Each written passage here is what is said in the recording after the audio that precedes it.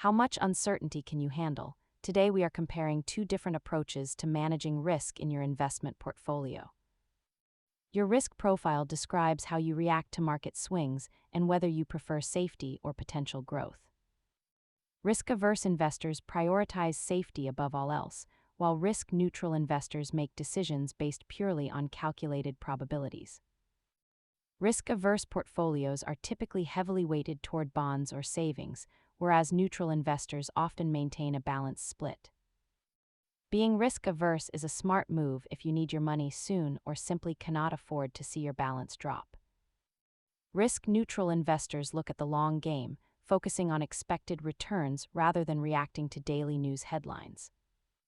Historical data suggests that staying the course is often rewarded, which is the core logic behind a neutral investment strategy. Remember that your strategy should fit your personality. The best portfolio is simply the one you can stick with long-term. Thanks for watching. If this helped you understand your risk profile, hit subscribe for more money basics. See you next time.